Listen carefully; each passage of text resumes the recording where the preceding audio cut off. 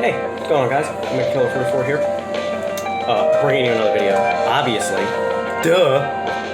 What else would I be doing? Like, why else? What else would I be doing on YouTube? Sending pictures? It's like, now, today we're going to talk about 10 bizarre video games that actually exist. It's no surprise that strange video games have hit the market in the past, but some of them are just downright bizarre. From the insane graphics to the unbelievable concepts, there are some weird games that are complicated to describe. They span the time frame of a video game creation from the earliest days to modern times. A plumber who powers up with mushrooms while trying to save a princess is nothing compared to these other ones. Number 10, Toilet Kids, PC Engine. Kids have all sorts of fears that they hope will never become reality. This game starts off with one of these possible fears, being flushed down the toilet. Toilet Kids is a poo-filled, humorous game that starts out with a kid walking up in the middle of the night to take a dump. While he sits on the commode, the kid's nightmare becomes reality. He falls in the toilet and shoot him up, and the shoot 'em up game instantly begins at this point. The kid begins flying around on some sort of a duck-shaped toilet, shooting at poop-related objects. He must fight off attacks of monkeys, spiders, flies, and other animals that are flinging turrets his way. The game features 4 stages with different themes and bosses that must be defeated. Toilet Kids, released in 1999 exclusively for PC Engine, is full of pixelated Easter's turds and toilet humor that makes up one weird game.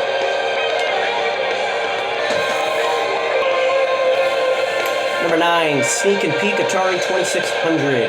Sneak and Peek is simply a computerized version of hide and seek. Released in 1982, this Atari game could be played by 2 players or 1 player against the computer. One player would cover his eyes while the other found a hiding spot.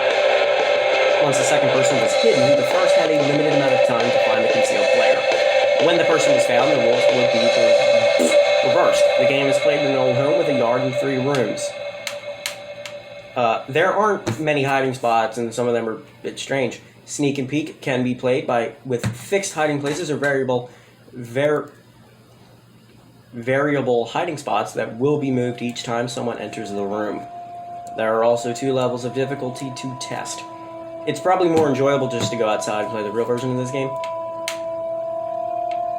Number 8, Muscle March, Nintendo WiiWare. Some video games are absurd, but hilarious to watch. Muscle March is one of those games. You play as one of a group of 7 bodybuilders, 5 men, 1 woman, and a polar bear. Yes, a polar bear.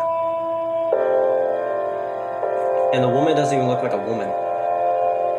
It's just a man in a bikini and a bra. That's all it is. They're all men. And the polar bear. Chasing down various thieves who have stolen their protein powder. It's already funny just thinking about it, right? Muscle March was released on WiiWare, making it an interactive game to be used with the Wii remote and a nunchuck.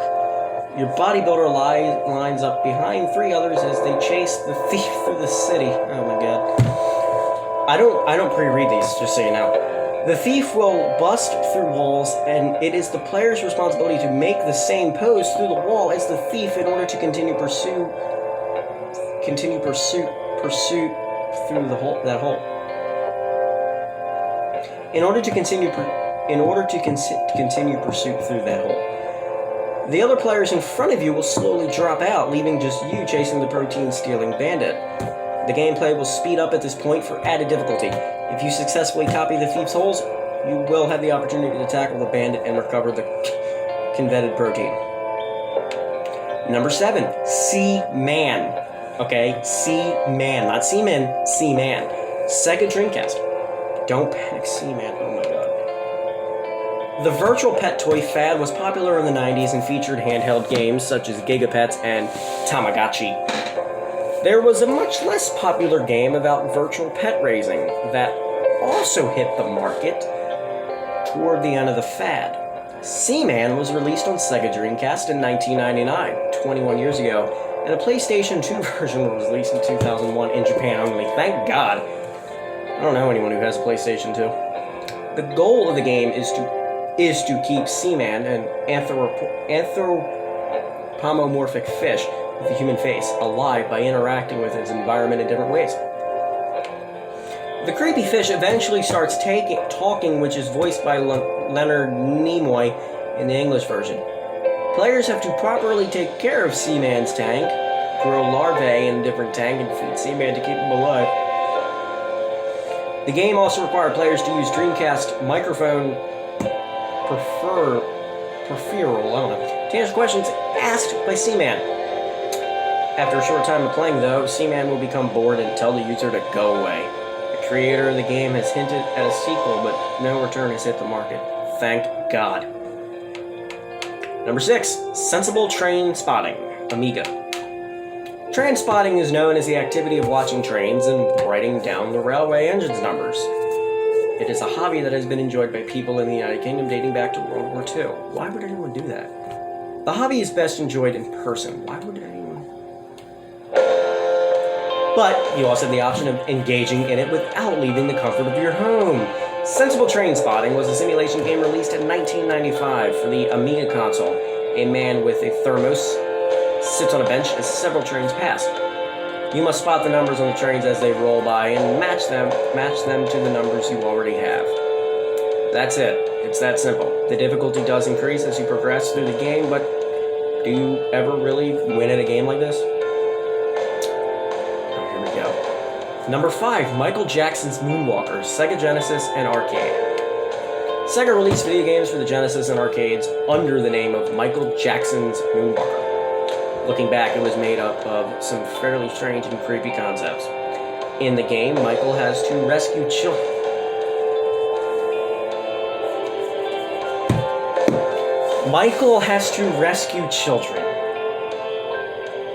That were kidnapped by Mr. Big. Why does it have to be children? You guys know, I mean, I don't know if it's true, but some people say he was a pedophile. I don't know if it was true. I don't really think it is. It might be. But the fact that Michael has to rescue children that were kidnapped by a guy named Mr. Big. Jesus. Oh my God, he uses Bubbles the chimp, moonwalking and dancing to take down the bad guy. It gets creepier. Oh God. Oh no. When Michael touches the children, it charges up its health. There is even a button to perform the famous, oh my God, crotch grab. Although it serves no actual purpose in the game. When he dances, it makes his enemies break out in a rhythmic dance routine before they die. The game is rather controversial. Yeah, it is. But you don't get to jam out to some of his top hits while playing. Oh no, that's when he touches the kid. Here we go. Number 4, Playboy The Mansion, Xbox, PS2, and PC. Everybody wants to be like Hugh Hefner, right? No, I don't. Well, you get to play him in Playboy The Mansion, sort of. This game from 2005 blends social simulation with role-playing and empire building, which is similar to The Sims. The goal of the game is to build the Playboy Mansion and magazine into a powerful brand. So what it was like. You hire and fire journalists and photographers along with lining up photo shoots and interviews for the magazine. The quality of each component of the magazine is based on how well each person likes Hef. Photo shoots and interviews are also only as good as the relationships those people have with Hef. The whole game really depends on how well everyone likes Hef. It's a strange model for a game, especially coming from a company like Playboy. Number 3, Samurai Zombie Nation, NES. I believe that's, I forget what that stands for. Nintendo Entertainment System, I think. In 1999, a mysterious meteorite that crashes into the Nevada desert turns out to be a dark sea, an evil alien with horrible powers. That's how Samurai Zombie Nation for NES starts out. That is only the beginning.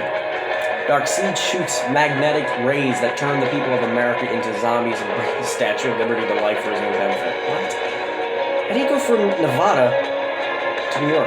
Anyway, he also gained possessions of his most deadly weapon, the legendary samurai sword, Shura. The great head of the samurai, Namakubi, heard about the sword falling into the wrong hands, and he sets out for the United States to defeat Darkseid. Oh, God. Namakubi has a massive head, which is why he is known as the complete head of the samurai. Oh, God. He is able to shoot projectiles from his eyes, and acid spit out from his mouth. Oh, God. He also eats zombie corpse for extra points of health. This oddly satisfying game is played over 4 stages with 2 difficulty levels. Give this strange game a try, and if you think you possess the strength and knowledge to reclaim the magical sword and free the Americas from evil... That's freaking weird. Number 2, Mr. Mosquito, the PlayStation 2. Ever wonder what it would be like to be a mosquito? Well, wonder no more. Mr. Mosquito puts you in the position of an adorable mosquito that must feed and store food and blood for the upcoming winter. To accomplish these tasks, you must terrorize the Yamada family who is trying to enjoy their traditional summer break at their vacation home. The game is shown from a third-person perspective as you work to suck blood from the family. You have to be careful trying to extract the blood, though, because the family members can swat you dead.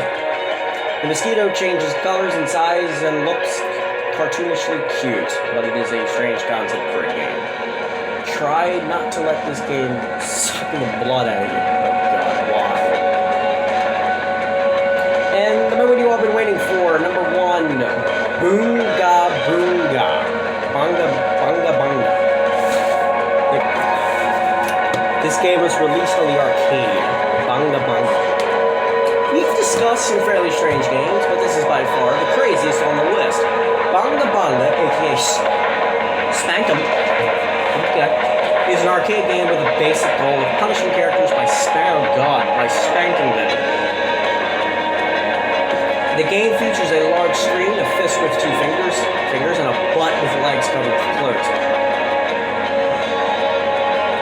The game was intended to make the player laugh and relieve some stress. There are 8 different players that you can punish, oh my God, including the ex-girlfriend, gangster gold digger, child molester, ex-boyfriend, mother-in-law, prostitute, and con artist. This is a family-friendly channel. These characters can be punished by a traditional spanking or by using Concha, which is a prank where you poke a distracted person in the butt. What the Oh my God. After the game is finished, a card is dispensed explaining the player's sexual behavior. Small prizes can also be won if the score is high enough.